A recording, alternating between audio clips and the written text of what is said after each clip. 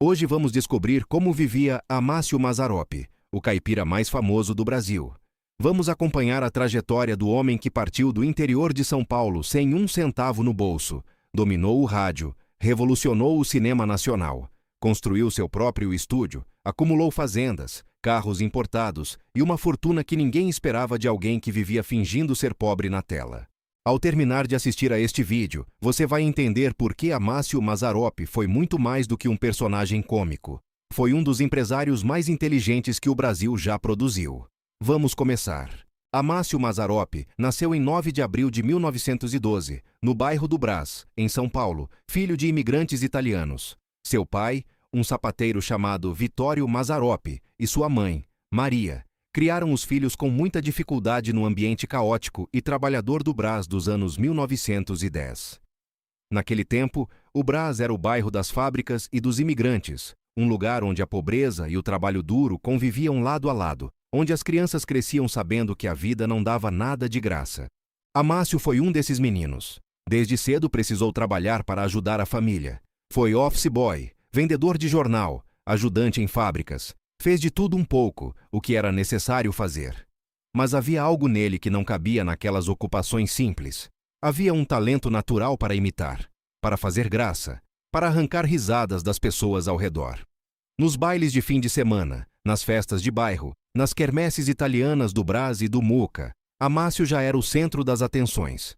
Imitava os vizinhos, criava personagens, exagerava gestos e sotaques. A plateia adorava. Mas ninguém, nem ele mesmo, imaginava que aquele dom para o humor seria o alicerce de um império.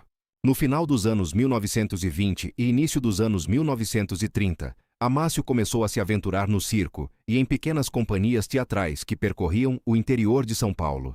Era um Brasil ainda profundamente rural, onde o circo era o grande entretenimento das cidades pequenas. Mazzaropi aprendia rápido, observava tudo.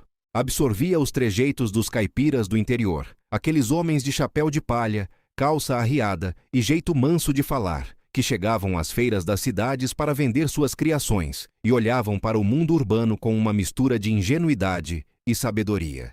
Foi nesses circos e nessas estradas de terra que nasceu o Jeca, o personagem que mudaria a vida de Mazzaropi para sempre. Um caipira simples, bonachão, aparentemente tolo, mas com uma esperteza disfarçada que sempre dava a última risada.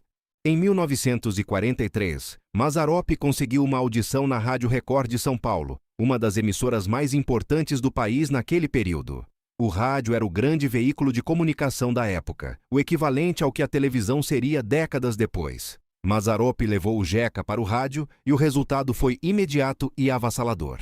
O personagem conectou-se instantaneamente com milhões de brasileiros, especialmente com os migrantes do interior que haviam chegado às grandes cidades em busca de trabalho e reconheciam naquele caipira engraçado e humano um pedaço de si mesmos.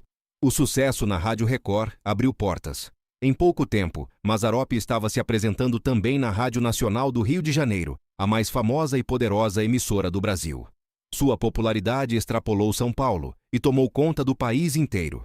Com a fama consolidada no rádio, o cinema o chamou. Em 1950, Mazzaropi assinou contrato com a Vera Cruz, o grande estúdio cinematográfico brasileiro da época, localizado em São Bernardo do Campo. A Vera Cruz foi um projeto ambicioso de produzir um cinema de qualidade técnica internacional no Brasil, e Mazzaropi entrou no elenco como uma das estrelas principais. Entre 1950 e 1952, fez filmes importantes para o estúdio. Mas Mazzaropi era muito astuto para ficar contente com a condição de empregado. Uma coisa o incomodava profundamente. Ele era o ator mais popular do cinema brasileiro. Suas películas lotavam os cinemas de norte a sul do país, mas o dinheiro de verdade ficava com os produtores. Ele recebia um cachê fixo, enquanto outros acumulavam fortunas com o sucesso que, no fundo, era construído pelo talento e pelo nome dele.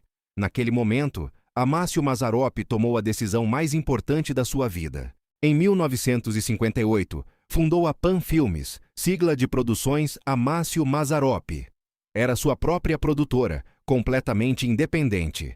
Ele seria ao mesmo tempo o roteirista, o produtor, o diretor criativo e o ator principal dos seus filmes. Nenhum sócio externo, nenhum investidor mandando na história, nenhum executivo decidindo o que o personagem poderia ou não fazer. A Pan Filmes era a expressão máxima do controle total de Mazzaropi sobre o seu próprio destino e sobre o seu dinheiro. A sede da produtora foi instalada em uma propriedade em Taubaté, no Vale do Paraíba Paulista, onde também ficaria sua fazenda principal. Mazzaropi construiu ali um complexo único no Brasil, um estúdio de cinema com sets permanentes de cenários rurais, casa de campo, cabaleiro, currais, tudo integrado. Trabalho e propriedade se misturavam em um único patrimônio que crescia a cada filme lançado. Entre 1958 e 1980, a Pan Filmes produziu mais de 30 filmes, todos protagonizados por Mazzaropi. Eram comédias caipiras que falavam de um Brasil rural e humano que o cinema sofisticado da época ignorava. O povo simples do interior, os trabalhadores rurais, os pequenos comerciantes, as famílias que lutavam com a seca e com as dívidas reconheciam nas histórias de Mazzaropi a própria vida. E pagavam ingresso. Pagavam muito ingresso. Filmes como Jeca Tatu, lançado em 1959, quebraram recordes de bilheteria que pouquíssimas produções brasileiras jamais alcançariam. Jeca Tatu ficou em cartaz por mais de um ano, em diversos cinemas do Brasil. Uma proeza extraordinária para a época. A renda gerada pelo filme chegou a um patamar que ninguém esperava de uma produção nacional. Depois vieram Jeca e a Égua Milagrosa, Jeca e seu filho preto, o corintiano, Betão Ronca Ferro, Jecão, um fofoqueiro no céu. Cada título confirmava que Mazzaropi havia descoberto uma fórmula que o público nunca se cansava de consumir. O segredo financeiro da Pan Filmes era o controle absoluto da cadeia produtiva. Mazzaropi roteirizava ou participava ativamente da criação de todos os roteiros, o que eliminava custos expressivos. A equipe técnica era pequena e leal. Os cenários eram construídos na própria fazenda em Taubaté, sem custo de locação. Os atores secundários eram muitas vezes pessoas do interior contratadas por valores modestos. Os custos de produção de um filme da Pan Filmes eram uma fração do que custaria um projeto equivalente num grande estúdio, e toda a receita entrava diretamente no bolso de Mazzaropi. Nenhum intermediário, nenhuma distribuidora tomando metade do lucro. Ele cuidava da distribuição com a mesma independência com que cuidava da produção. Era um modelo de negócio que nenhum outro cineasta brasileiro havia implementado com tanto sucesso. Com os milhões que entravam a cada lançamento, Mazzaropi investiu com inteligência e consistência em propriedades rurais. Sua fazenda principal ficava em Taubaté, e foi a grande paixão da sua vida. Com o decorrer dos anos, ele foi ampliando a propriedade, comprando terras vizinhas, até formar um complexo rural expressivo no coração do Vale do Paraíba. A fazenda tinha gado leiteiro, cavalos de raça, plantações, trabalhadores fixos. Não era apenas uma propriedade de recreio para rica, era uma operação rural real, que produzia, que gerava renda independente do cinema. Em determinados períodos, Mazzaropi chegou a ter uma das maiores criações de gado jersey do estado de São Paulo na sua propriedade. Ele adorava os animais com uma autenticidade de quem cresceu vendo aquele mundo e nunca deixou de pertencer a ele, mesmo quando o dinheiro chegou em abundância. Visitava a fazenda regularmente, andava a cavalo ao amanhecer, fiscalizava o trabalho, conversava com os peões pelo nome. Não era o ricaço distante que aparecia no campo para tirar foto. Era o dono que entendia o negócio.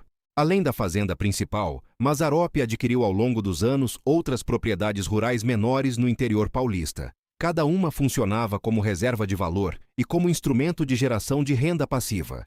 No Brasil dos anos 1960 e 1970, a terra era o investimento mais seguro que existia contra a inflação galopante. Mazzaropi entendia isso instintivamente. Enquanto outros artistas esbanjavam ganhos em festas e vícios, ele comprava hectares. Enquanto o cruzeiro desvalorizava e a inflação corroía os salários dos brasileiros, o patrimônio em terra de Amácio Mazzaropi só aumentava. Era uma estratégia financeira sólida embrulhada no sotaque de caipira que ele nunca abandonou. Os carros eram outra paixão.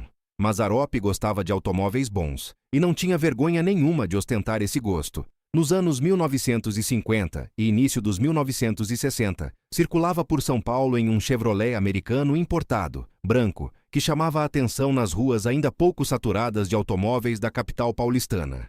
Era um carro de ricaço numa época em que a esmagadora maioria dos brasileiros andava de ônibus ou de bonde. Na segunda metade dos anos 1960, Quando a indústria automobilística brasileira já estava consolidada, mas os carros de verdadeiro luxo ainda precisavam ser importados e taxados com impostos pesadíssimos, Mazzaropi adquiriu uma Mercedes-Benz, símbolo máximo de prosperidade para qualquer empresário da época. O carro era prata, sóbrio por fora, mas com interior em couro claro e todos os equipamentos disponíveis. Dizia-se que Mazzaropi usava esse automóvel para ir a reuniões de negócios e encontros com distribuidores em São Paulo, mas que quando visitava a fazenda, trocava a Mercedes por um Jeep, porque assim se sentia ele mesmo. Também teve um Cadillac durante os anos de maior euforia financeira. Era azul escuro, comprido, com aquelas aletas traseiras que eram a marca registrada da opulência americana dos anos dourados. Mazzaropi comprou o Cadillac num momento em que a Pan Filmes vivia seu apogeu comercial e parecia que os lucros nunca parariam de crescer. O carro foi visto várias vezes estacionado em frente aos escritórios da produtora em São Paulo. Os vizinhos olhavam, os passantes paravam para admirar. Para um menino do Brás que havia vendido jornal na rua para sobreviver, chegar num Cadillac importado era uma declaração sem palavras. O apartamento que mantinha em São Paulo era de alto padrão, localizado em um dos bairros nobres da cidade na época, bem equipado e decorado sem exageros, mas com qualidade visível em cada detalhe. Mazzaropi não era de fazer alarde da vida particular. Ele era essencialmente um homem do interior que havia enriquecido, e aquela discrição rural permaneceu nele mesmo quando a fortuna permitia todos os excessos. Não dava festas extravagantes, não aparecia em coluna social, não frequentava os salões onde o dinheiro de São Paulo se reunia para se exibir. Preferia a companhia dos amigos de longa data, as rodas de conversa simples, a mesa farta de comida caseira italiana e brasileira, que era a herança dos seus pais imigrantes. A sua generosidade era, da mesma forma, discreta, mas real. Mazzaropi ajudou financeiramente atores e colaboradores que passavam por dificuldades, sem anunciar. Contribuiu com causas em Taubaté, onde era figura querida e respeitada pela comunidade. A cidade o adotou como filho, e ele retribuiu com lealdade. Não era o tipo de filantropo que posa para foto. Era o tipo que resolve o problema sem que ninguém fique sabendo. Seu estilo de vida cotidiano era de uma sobriedade que contrastava radicalmente com o tamanho da sua fortuna. Acordava cedo, como todo homem de fazenda. Comia bem, mas simplesmente. Feijão, costela, mandioca, frango caipira. A culinária italiana da infância estava sempre presente, com o macarrão e o molho que sua mãe fazia. Quando estava em São Paulo para compromissos de negócio, frequentava alguns restaurantes bons do centro da cidade, mas sem o ritual de ostentar que muitas celebridades da época cultivavam. Não tomava vinho francês importado para impressionar. Tomava o que gostava, sem performance. Seus trajes de trabalho eram os do personagem: chapéu de palha, camisa xadrez, calça arriada, pé no chão ou com sandália. Mas quando precisava se apresentar como empresário, como o dono da Pan Filmes reunindo com financiadores ou distribuidores, Mazzaropi aparecia bem vestido, terno escuro, postura firme, o sotaque caipira ainda presente, mas a inteligência negocial absolutamente clara para qualquer um que o enfrentasse do outro lado da mesa. Ninguém enganava Mazzaropi. Ele conhecia cada centavo que entrava e que saía da sua produtora. Sabia o custo de locação de cada câmera, o preço do rolo de película, o percentual que o cinema da cidade do interior pagava de bilheteria. Era um homem de número na essência, disfarçado de caipira ingênuo. O grande paradoxo de Amácio Mazzaropi era que ele era simultaneamente o personagem mais famoso do Brasil e um dos empresários mais bem-sucedidos do setor cultural nacional, e usava a ingenuidade do primeiro para esconder a competência do segundo. Enquanto o público ria do Jeca tropeçando na cidade grande, Mazzaropi estava nos bastidores negociando contratos de distribuição com garra e precisão.